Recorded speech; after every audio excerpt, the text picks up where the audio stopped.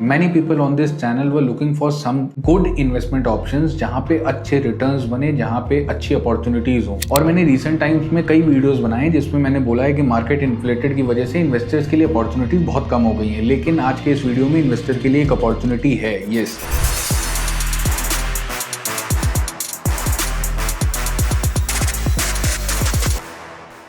मैंने एक शॉर्ट किया था जिसमें मैंने 3 मेन पिलर्स बताए थे जिसको अगर हम आइडेंटिफाई कर लें तो हमको अच्छा रिटर्न बनना 100% तय है। वो पहला है अच्छा रेप्यूटेड ब्रांड, एक अच्छी लोकेशन और एक अच्छा प्राइस। अगर ये 3 का कॉम्बिनेशन मिल जाए तो अपने को 100% अच्छे रिटर्न्स बनना गारंटेड हो जाएगा।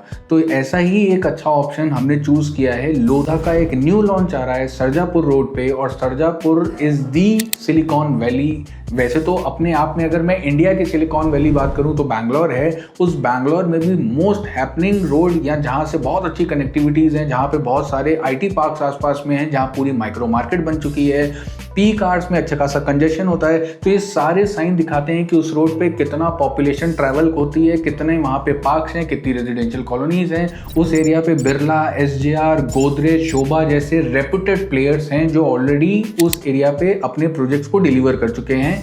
और लास्ट 5 ईयर्स का डेटा ये बोलता है कि उस पर्टिकुलर लोकेशन पे 57% से लेके 89% तक की ग्रोथ लोगों को मिली है। बैंगलोर एक वो सिटी है जहां पे 8 लाख से ज्यादा लोग ईयरली माइग्रेट करते हैं फॉर जॉब्स। जब वो काम करने आ रहे हैं तो रेजिडेंशियल भी उनको रहना होगा। और ये वो सिटी है जो कैपिटल एप्रिसिएशन, जैसा मैंने बताया, 58-84% तक आ रहे हैं। और ये वो सिटी है जहां पे रेजिडेंशियल ROI सिर्फ अपार्टमेंट का ही 3% या 3.5% से लेके 4.55% तक जाता है। तो इससे क्या समझ में आता है कि अगर मैंने 2 करोड़ का कोई इन्वेस्टमेंट किया है तो मुझे बड़े आराम से 50 से 60,000 तक के रेंटल्स मेरे अपार्टमेंट में मिल सकते हैं। और अभी मैं जिस प्रोजेक्ट की बात करने वाला हूं, मेरे हिसाब से अगले 4 साल में, जब तक ये पूरा प्रोजेक्ट कंप्लीट होगा, फैमिली शिफ्ट हो जाएंगी, इसमें अच्छे रिटर्न 70 to 80% तक का ग्रोथ मैं एक्सपेक्ट करता हूं इन कमिंग 4-5 ईयर्स। जब तक ये पूरा प्रोजेक्ट रेडी होगा, पॉपुलेशन आ जाएगी।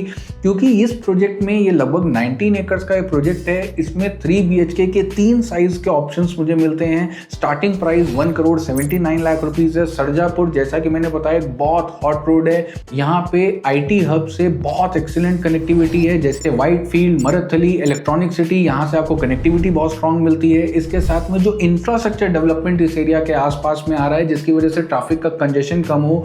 फेज 2, फेज 3 ऑफ मेट्रो यहाँ पे आनी है, वो कंजेशन को कम करेगी और रियल एस्टेट प्राइजेस को अपवर्ड ले जाने में हेल्प करेगी। इसके साथ में आउटर रिंग रोड, और अभी एक लेटेस्ट न्यूज है, सरजापुर जहाँ पे लोधा का प्रोजेक्ट आ रहा है, वहां से 22 किलोमीटर दूर पे एक नया एयरपोर्ट प्रपोज्ड है, जिसपे अभी लैंड एक्विजिशंस और बहुत इनिशियल स्टेज पे है। लेकिन जब ये न्यूज पिक करेगी, जब ये डेवलपमेंट पिक करेगा, तो डेफिनेटली इस एरिया में ग्रोथ पॉइंट ऑफ व्यू से, चाहे वो rental growth point of view हो, चाहे capital appreciation point of view हो, दोनों पॉइंट ऑफ व्यू से यहाँ पे रिटर्न्स या प्राइजेस ऊपर जाएंगे और रिटर्न्स ऊपर आएंगे। रिटर्न्स अच्छे मिलेंगे इस एरिया में हर इन्वेस्टर को जिसने यहाँ पे इन्वेस्ट किया।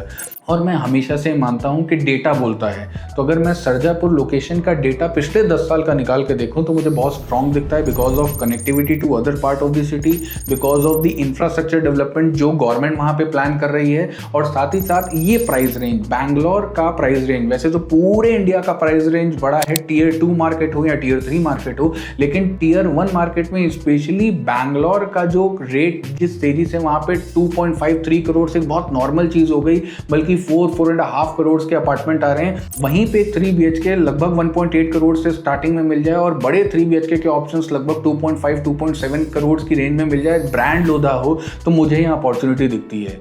तो ऐसी अपॉर्चुनिटीज बार बार नहीं आती। एक अच्छा प्लेयर जब फुटप्रिंट एस्टैब्लिश कर रहा है, एक अच्छी अपॉर्चुनिटी दे रहा है just to attract the market, to attract the customers, तो ऐसे टाइम पे हम एज एन इन्वेस्टर्स को ऐसी अपॉर्चुनिटीज को पकड़ लेना चाहिए। और यही अपॉर्चुनिटीज हमको मार्केट के रिटर्न से बेटर रिटर्न बना के देती है इन कमिंग ईयर।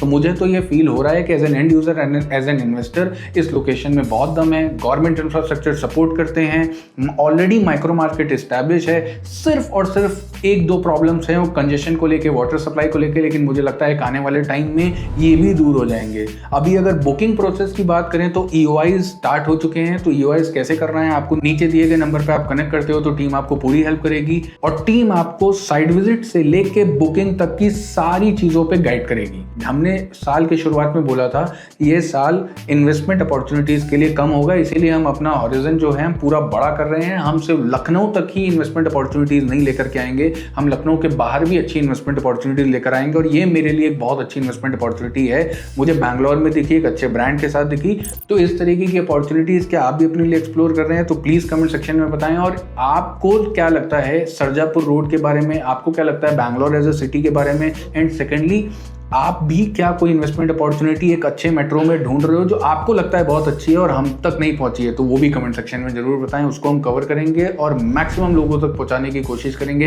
बिकॉज मेरा ये मानना है ये लाइफ छोटी है। इस छोटी से लाइफ में अगर पैसे को काम पे नहीं लगाया तो फिर जो हमारे सपने हैं, बड़े सपने हैं, पूरे नहीं होंगे, और मैं तो उनके पीछे लगाऊं। उम्मीद करता हूँ आप भी लगे होंगे। थैंक यू सो मच, मिलते हैं अगले वीडियो में।